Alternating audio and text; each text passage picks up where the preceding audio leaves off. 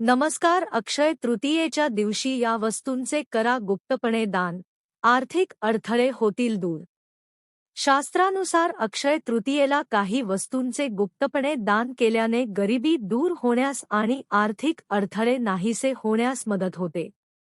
चला तर मग अक्षय तृतीयेला केल्या जाणाऱ्या गुप्त दानांबद्दल जाणून घेऊयात. अक्षय तृतीयेच्या दिवशी या वस्तूंचे करा गुप्तपणे दान. आर्थिक अडथळे होतील दूर. सनातन धर्मात वैशाख महिन्याच्या शुक्ल पक्षाचा तिसरा दिवस अत्यंत विशेष आणि महत्त्वाचा मानला जातो.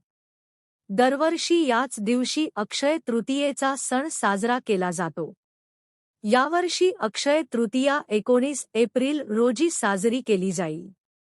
या दिवशी लक्ष्मी मातेची विशेष प्रार्थना व पूजा केली जाते. लोक अक्षय तृतीयेला सोन्या-चांदीचे दागिनेही खरेदी करतात. तसेच अक्षय तृतीयेला केलेली पूजा आणि शुभ कर्मे शाश्वत पुण्य प्रदान करतात. एवढेच नाही तर अक्षय तृतीया हा एक शुभ दिवस मानला जातो. याचा अर्थ असा की या पवित्र दिवशी विवाह किंवा इतर कोणत्याही शुभ कार्यासाठी शुभ मुहूर्त शोधण्याची गरज नसते. हा सण धन, समृद्धी आणि सुदैवाचे प्रतीक मानला जातो. शास्त्रानुसार या दिवशी काही वस्तूंचे गुप्तपणे दान केल्याने गरिबी दूर होण्यास आणि आर्थिक अडथळे नाहीसे होण्यास मदत होते. चला तर मग अक्षय तृतीयेला केल्या जाणाऱ्या गुप्त दानांबद्दल जाणून घेऊयात. अक्षय तृतीयेच्या दिवशी हे गुप्त दान करा.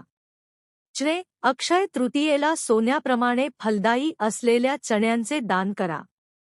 यामुळे गुरु ग्रह बलवान होतो आणि सुखसमृद्धी लाभते. पाणी. अक्षय तृतीयेला पाणी दान करा. तहानलेल्या व्यक्तींना पाणी देणे हे एक अत्यंत पुण्यकर्म मानले जाते. या दिवशी मंदिरात मातीचे भांडे दान करा. यामुळे तुमच्या कुंडलीतील अशुभ ग्रहांचा प्रभाव कमी होतो आणि तुमच्या घरात समृद्धी येते. छत्री किंवा चप्पल. या दिवशी गरजूंना छत्री किंवा चप्पल दान करा. यामुळे राहू आणि केतूचे दुष्परिणाम शांत होतात आणि आकस्मिक संकटे टळतात. पंखे किंवा मातीची भांडी. या दिवशी हाताने चालणारे पंखे किंवा मातीची भांडी दान करा.